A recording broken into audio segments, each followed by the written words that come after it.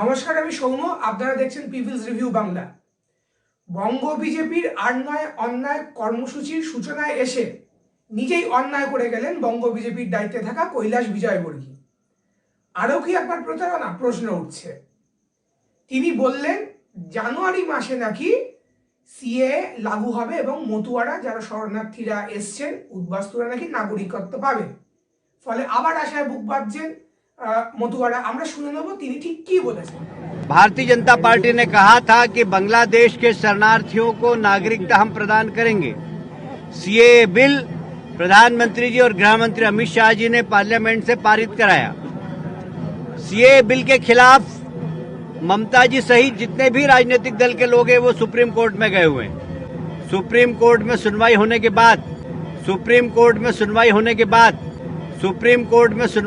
बाद most probably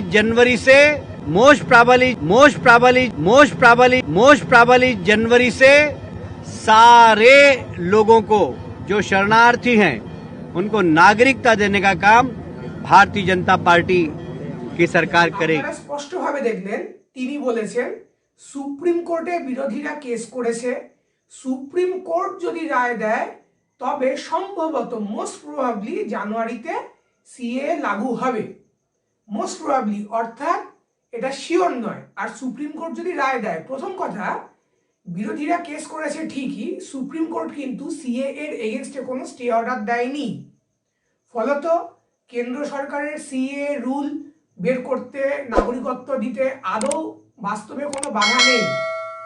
Kailash বিজয়বর্গী বা BJP রুলটা বার করতে পারছে না, কারণ রুলটা বেরোলেই এটা স্পষ্ট হয়ে যাবে কোনো মতুয়া, কোনো নমশূদ্র এই আইনটার ফলে নাগরিকত্ব পাচ্ছেন না।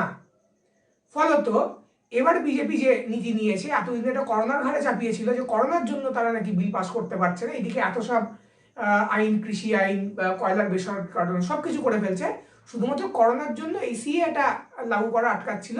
এইবার তারা বলছে যে সুপ্রিম কোর্ট যদি রায় দেয়, তবে সুপ্রিম কোর্টের রায়ের উপর যদি এটা ঠেলে দেওয়া যায় তাহলে এরপরে বলবে সুপ্রিম কোর্ট সামনে মাসে রায় দেবে, ফেব্রুয়ারিতে, তারপরে বলবে মার্চে। এর কারণটা কি? কারণ এই যে মতুয়ারা প্রতারিত বোধ করছে, 6 মাস কেটে গেল, রুল বের করতে পারলো না। অমিত শাহ বললো 3 মাসে বের করবো, রুল বের করতে পারলো না। তারপর আনন্দবাজারে ফলাও করে বেরোলো পুজোর আগে রুল বেরোবে, নাগরিকত্ব পাবে। পুজো কেটে গেল, আবার সামনে বছর পুজো চলে আসবে, তবুও রুল বেরোবে না। এইবারে অমিত শাহ যখন এলেন তখন তিনি সিএ নিয়ে একটাও কথা বললেন না। এই পরিস্থিতিতে অর্থাৎ পিপলস রিভিউ বাংলায় আমি যা যা দাবি করেছিলাম, প্রত্যেকবার যা দাবি করি সেগুলোই সত্যি হচ্ছে। মতুয়ারা তারা আতঙ্কিত হয়ে পড়েছেন, বিজেপির উপর থেকে তাদের ভরসা উঠে গেছে। বিজেপির এমপি শান্তনু ঠাকুর বিজেপির বিরুদ্ধে সোচ্চার হচ্ছেন, হাওয়ায় ভাসছে তিনি বিজেপির বিরুদ্ধে গিয়ে নাকি দল গড়ছেন। এটার সত্যতা এখনো পর্যন্ত সামনে আসেনি।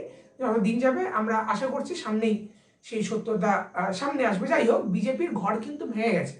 70টা বিধানসভা এলাকা যেখানে বর্ডার সাইডে, যেখানে বিজেপি প্রচুর পরিমাণ জনসমর্থন পেয়েছিল মতুয়াদের নাগরিকত্ব দেব বলে, সেখানে বিজেপির সমর্থন কিন্তু টলে গেছে।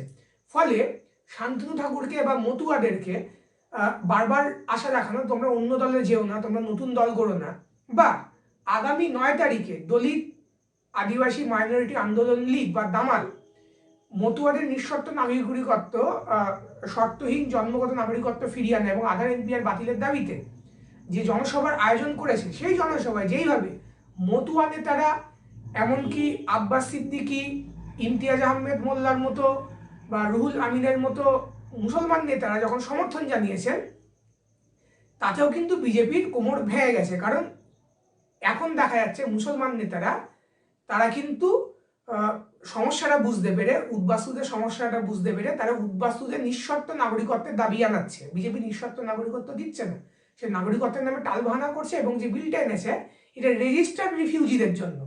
যে শরণার্থীর কথা কৈলাস বিজয়বর্গী বলছেন, শরণার্থী হতে গেলে শরণার্থীর মর্যাদা চাইতে হয়। যারা সরকারের কাছে মর্যাদাটা অলরেডি চেয়েছেন, যারা পাসপোর্ট অ্যান্ড ফরেনার্স অ্যাক্ট থেকে ছাড় পেয়েছেন, তাদেরকে সিএতে নাগরিকত্ব দেওয়া হবে, যার সাথে এই গরিব মতুয়াদের, ভারতের হাজার হাজার বাঙালি উদ্বাস্তুদের কোনো সম্পর্ক নেই। ফলত একদিকে মুসলমানরা, আদিবাসীরা, দলিতরা নিঃশর্ত জন্মগত নাগরিকত্ব এবং উদ্বাস্তুদের নিঃশর্ত নাগরিকত্ব, এবং আধার এনপিআর বাতিলের দাবিতে যখন রাস্তায় নামছে, যখন একটা রাজনৈতিক শক্তি তৈরি হচ্ছে, বিজেপির এমপি শান্তনু ঠাকুর বিজেপি ছেড়ে নতুন দল গড়বেন কিনা সেই নিয়ে জল্পনা হচ্ছে, সেই সময় কৈলাস বিজয়বর্গী আরো ভোটের আগে তাদেরকে আরো কিছুটা মানে পিছিয়ে দিতে, কিছুটা কনফিউজ করতে মানুষকে এই কথাটা বললেন। এই নিয়ে আপনার মতামত কমেন্টে জানান। আমাদের এই ভিডিওটি শেয়ার করুন। আমাদের চ্যানেলটি সাবস্ক্রাইব না করে থাকেন তাহলে অবশ্যই সাবস্ক্রাইব করুন, তাহলে সবার আগে আপনার কাছে নোটিফিকেশন পৌঁছে যাবে।